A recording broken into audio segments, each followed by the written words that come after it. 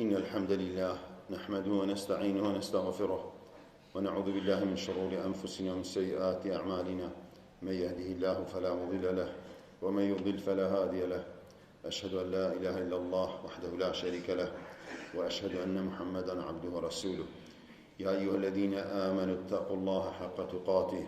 ولا تموتن إلا وأنتم مسلمون يا أيها الناس اتقوا ربكم الذي خلقكم من نفس واحدة وخلق منها زوجها وبث منهما رجالا كثيرا ونساء واتقوا الله الذي تساءلون به والأرحام إن الله كان عليكم رقيبا يا أيها الذين آمنوا اتقوا الله وقولوا قولا سديدا يصلح لكم أعمالكم ويغفر لكم ذنوبكم ومن يطع الله ورسوله فقد فاز فوزا عظيما أما بعد فإن أصدق الحديث كلام الله وخير الهدي هدي نبينا محمد صلى الله عليه وسلم وشر الأمور محدثاتها وكل محدثة بدعة وكل بدعة ضلالة وكل ضلالة في النار میوانانی ماڵی خدای پەروەردگار سەلام و ڕەحمەت و بەرەکەتی خدای پەروەردگارتان لێ بە پشتیوانی خدای پەروەردگار لە وتاری ئەو ڕۆماندا باسی ئەوە دەکەن کە وازهێنان لەو شتانەی کە پەیوەندی پێمانەوە نییە مرۆڤ واز لە شتێک بینیت کە هیچ پەیوەندی و عیلاقەی پێمانەوە نییە من حسن ئیسلام المرء تركه ما لا يعنيه خۆشەویستمان دەفەرمێ صلى الله عليه وسلم لە تەواوی مسلمانیەتی و ئیمانی مرۆڤ ئەوەیە کە واز لە شتانێک بینیت کە پەیوەندی بە ئەوەوە نییە ئەو فەرمەودە پیرۆزە یەکێکە لە بنەماکانی پەروەردەکردنی نەفس و پاراستن لە کەم و کورتی و بەدڕەوشتی بەوازینان لەو شتانەی کە سوودی نییە بۆ مرۆڤ نەفس و دڵ و دەروون پاک دەبیتەوە و ئاسوودە دەبیت و دەبێ ئەوە بزانین کە مرۆڤ هەر قسەیەک دەکات ئەوە تۆمار دەکرێت ئەو قسانە پەروەردگار کۆپی دەکات مەلایکەتەکان ئاگادارن ئینا کنا نەستەنسیخ ما کنتم تعملون ئێمە کار و کردەوەکانتان کۆپی و ئیستینساخ دەکەین دەفەرمێت خدای پەروەردگار ما يلفظ من قول إلا لديه رقيب عتيد هەر وشەیەک لە زار بێتە دەرێ دوو مەلایکەت هەیە لە ڕاستەر شانی ڕاست و چەپ دەیان نووسن ئەو قسانە دینەکەمان فێرمان دەکات کە سوور بین لەسەر ئەو شتەی کە سوودی هەیە بۆمان واز لەو شتانە بینین کە بێسوودە دع ما يريبك إلى ما لا يريبك دەفەرمێت خۆشەویستمان صلى الله عليه وسلم دع ما يريبك إلى ما لا يريبك دەفەرمێت واز لە شتێک بێنە کە گومانی تێدا شکت تێدا هەیە و دەست بە شتێک وە بگرە بڕۆ بۆ شتێک کە هیچ گومان و شکی تێدا نییە دەبینین خەڵکی ئەوڕۆ زۆر دەستە ناو ئیش و کاری خەڵکی تەداخولی تێدا دەکەن کە هیچ پەیوەندیشی بەو کەسەوە نییە خەڵکی پێ ئیحراز دەکات یان شەرمەزاری دەکات پرسیاری زۆری لێ دەکات ئەرێ ئەو شتت بە چەندی کڕیە ئەو خانوە بە چەندی بوو کیان ئەو سەیارەیە یان ئەو پارە و ماڵت لە شێهینە ئەو ئافرەتە بۆ زەواجی کرد ئەوە بۆ تەلاق درا ئەوە نازانم چی بوو ئەو خانوە بۆ ئەوها دروست دەکەی لێی دەبیت بە مهندس جاری وایە ئیشەکەشی پێدەگۆڕیت کە ئیشەکەشی غەڵەتە فڵان کەس بۆچی نەخۆشە دەبی گوناحی نەکردبی بخوای گەورە وای لێ کردبی پەنا بە خودای گەورە ینی تەداخل لەسەر زۆرێک لە ئیشەکانی خەڵکی دەکەن کە هیچ پەیوەندی بەوە نییە کە بێدەنگ بی سەلامەتترە بووی ئەرێ فڵان کەس ئەو هەموو پارەی لە شێئینە ئەرێ معاشەکە چەندە زۆر پرسیاری ئیحراز دەکرێت کە ئەوەش زۆرە بەڕاستی لە مەجلیسەکانی ئەوڕۆ خۆزگە هەر ئەوە با کە مرۆڤ بە قەرزاری لێی دەرنەچوو بە هەر قسەیەک با کە کردی با و قەرزدار نەباوە لەسەر چونکە وازهێنان لەو شتانەی کەی پەیوەندی بە تۆ نییە کە دەفەرمێت خۆشەویستمان صلی الله عليه وسلم کە شتێک حەڵاڵیش بێت وازی لێبینە مادام پەیوەندی بە تۆ نییە مادام سوودی نییە بۆت وازی لێبینە بەس ئەوڕۆ دەبینین بەو قسانە لە مەجلیسەکان مرۆڤ دووچاری بوختان و غەیبەتکردن و دڵپیسی و حەسوودی دەبێت چونکە تەداخل لە ئیشی خەڵکی دەکات کە دەست دەکرێت بە جۆرەها قسە لە مەجلیسەکان لە غەیبەت و بوختان و کاتێکیش پێیان دەڵێ کاکە تەداخلی ئیشی خەڵکی مەکە باس لە خەڵکی مەکە دەڵێ بەس قسەمان هەیە بیکەین وە دەزانی مرۆڤ محاسبە ناکرێت لەسەر قسەکان چ بکەین دەبی قسە هەر بکەین زۆرمان جێرێ دەبی لە مەجلیسەکان معاذی کوڕی جەبەل ڕەزای خودای پەروەردگاری لێبێت کە خۆشەویستمان پێی دەفەرمێت صلی الله عليه وسلم ئەمسک عەلەیکە لیسانەک زمانت بگرە یعنی زۆر قسە مەکە باسی خەڵکی مەکە بە خراپەی دەفەرمێت یا نەبی الله وئنا لمؤاخذون بما نتكلم به أي پیغمبری خدا صلی الله عليه وسلم ئایا خدای گەورە محاسبەمان دەکات لەسەر قسەکانمان بزانە معازی کوڕی جەبەل ڕەزای خدای لێبی ئەو پرسیارە لە پێغەمبەری خدا دەکات صلی الله عليه وسلم خۆشەویستمان دەفەرمێت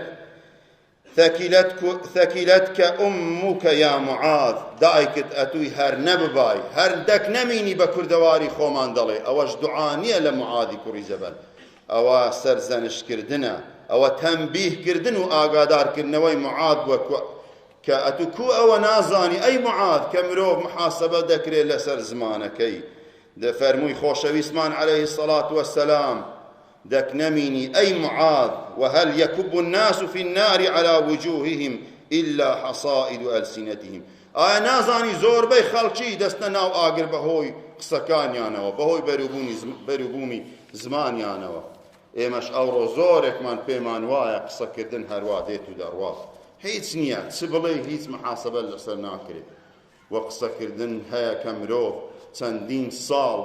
لە جەهەنەم دەباتە خوارێ پەنا بە خودای گەورە ما يلفظ من قول إلا لديه رقيب عتيد هەر قسەی بێتە دەرێ لە زمان لە زاری مرۆڤ ئەوە مەلایکەتەکان دەینووسن و کۆپی دەکەن پێویستە مرۆڤ ئاگادار بێت یان قسەی خێر بکات یان بێدەنگ بیت خدای پەروەردگار دەفەرمێت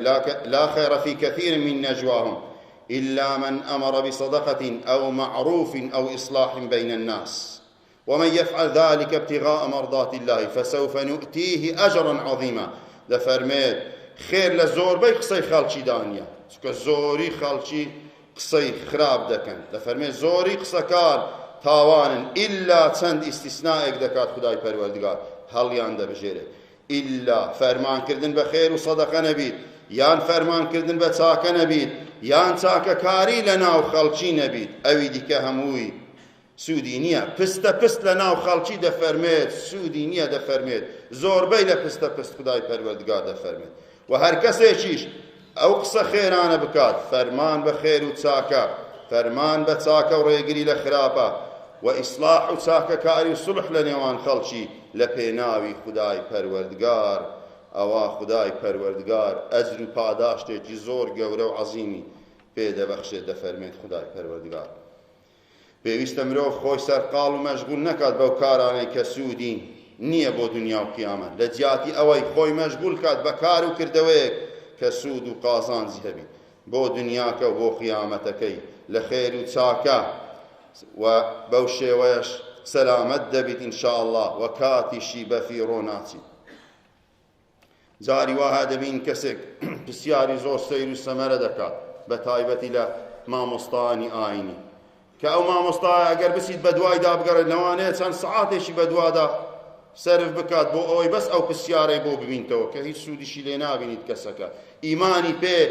بەرز نابیتەوە وەکو نوکتەیەک لەوانەیە بەکاری بێنیت بۆ مەجلیسەکان جاری وا دەڵێ شەیتان ناوی ئەسڵی چییە ئەتو هەوڵ بدە خۆت لە شەیتان بپارێزە ناوی ئیبلیسە و خدای پەروەردگار لە قورئان باسی کردیە شوێن پێیەکانی شەیتان مەکەوە یان پرسیار دەکات دەڵێ لە بەهەشت جل چۆن لەبەر دەکەم ئەتو هەوڵ بدە بە بەهەشت بگەی ئەوە زۆر زۆر ئاسانە کە چۆن جل لەبەر دەکەی لەوێ بۆ خۆت فێر دەبی هەممی گەورەت ئەوە بی کە بگەی بە بەهەشت نەک مامۆستایان مەشغول بکەی و کاتیان بە فیڕۆ بدەی بە پرسیارێک کە هیچ ئیمانت پێ بەرز نابیتەوە هەوڵ بدە پرسیارێک دروست بکە لای خۆت کە ئیمانت پێ بەرز ببیتەوە و پێویستە مرۆڤ چی بۆ خۆی پێخۆش بێت بۆ برا مسلمانەکەشی پێخۆش بێت هەر شتێک دەکات حەسوودی پێ مەبە باسی مەکە پرسیاری لێ مەبکە و ئەگەر کەسێک پێی خۆش بوو ئەو شتت پێ بڵێت ئەوە بۆ خۆی بۆت ئاشکرا دەکات ئەو شتە داناپۆشێت نایشاریتەوە لێ بەڵام ئەگەر شتێکی داپۆشراو بوو ئەوە هەوڵ مەدە سەرەکەی هەڵدەیەوە بۆی بیبینی چونکە خاوەنەکەی ئەگەر ویستی لێ بە دای نەدەپۆشی دەڵێن خزمەتکارێک ڕۆژێک شتێکی داپۆشرا و خزمەتکاری ماڵێک بردیە دەرێ بۆ ماڵێکی جیرانیان ببات کەسێک لەسەر ڕێگا پێی دەڵێت ئەرێ ئەوە چییە لە ناو ئەوەدا ئەویش دەڵێت ئەگەر خاوەنەکەی حەزی لێ بات و بزانی ئەوە دای نەدەپۆشی قسەی جوانە بەڕاستی ئەگەر خاوەنەکەی حەزی لێ بیت ئەوە دای نەدەپۆشی وە بۆ خۆی پێی دەگوتی جا بۆیە پێویستە مرۆڤی مسلمان خۆی بپارێزیت لەو شتانەی کە سوودی نییە بۆی خۆی بپارێزیت هەوڵ بدە ئەو کار و کردەوانە جێبەجێ بکات کە سوودی هەیە بۆی داوا لە خودای گەورە دەکەن کە بمان پارێزیت لە هەموو کارێکی بێسوود لە هەموو قسەیەک و پرسیارێکی بێسوود و هیدایەتمان بدات لەسەر ڕێگاکەی بۆ ئەو کار و کردەوانەی کە سوودی هەیە بۆ دنیا و بۆ قیامەتی ئێمە داوات لێ دەکەین خدا هیدایەتمان بدەی ئاخیرمان خێر بکەی شیفای نەخۆشەکانمان بدەی ئەمن و ئەمان و ئیمان و ڕزق و ڕۆزی بڕژێنی بەسەر وڵاتی ئێمە و بەسەر هەموو وڵاتانی مسلمانان لێت دەپاڕێمەوە خدا ئاخیرمان خێر بکەی لمردوكان خوش بي يا رب العالمين. أقول قولي هذا واستغفر الله لي ولكم ولسائر المسلمين فاستغفروه إنه كان غفارا.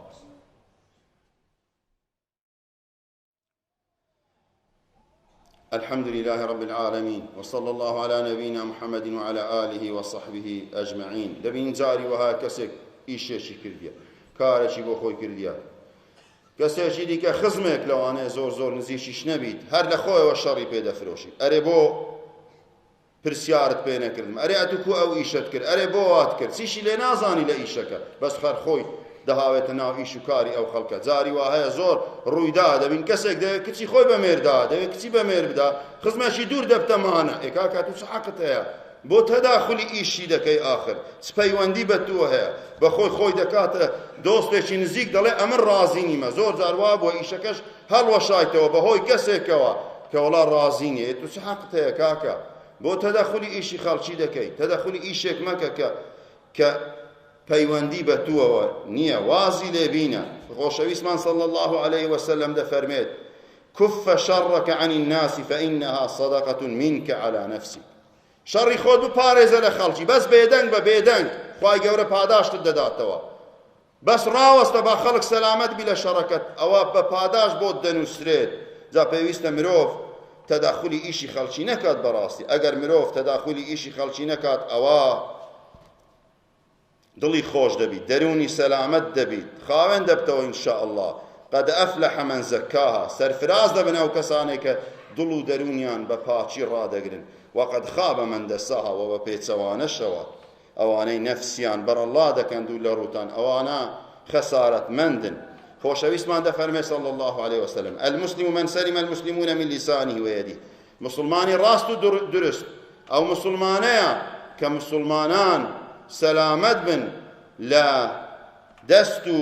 لە زمانی سەلامەت بن لە قسەکردنەکانی و سەلامەت بن لە دەستی یعنی زەرەریان لێ نەدا ودفرمت خوشويسمان صلى الله عليه وسلم من كان يؤمن بالله واليوم الآخر فليقل خيرا أو ليصمت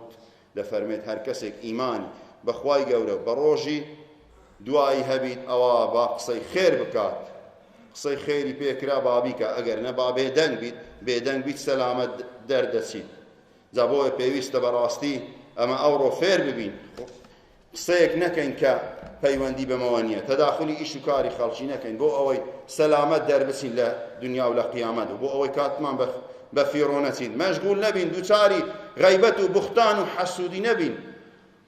لە ئیشەکانی خەڵکی بەهۆی ئیشەکانی خەڵکیەوە داوات لێ دەکەین خدا هیدایەتمان بدە یا رب العالمین اللهم أقسم لنا من خشيتك ما تحول به بيننا وبين معاصيك ومن طاعتك ما تبلغنا به جنتك ومن اليقين ما تهون به علينا مصائب الدنيا متعنا اللهم بأسماعنا وأبصارنا وقواتنا ما أحييتنا واجعله الوارث منا واجعل ثأرنا على من ظلمنا وانصرنا على من عادانا ولا تجعل مصيبتنا في ديننا ولا تجعل الدنيا أكبر همنا ولا مبلغ علمنا ولا تسلط علينا من لا يرحمنا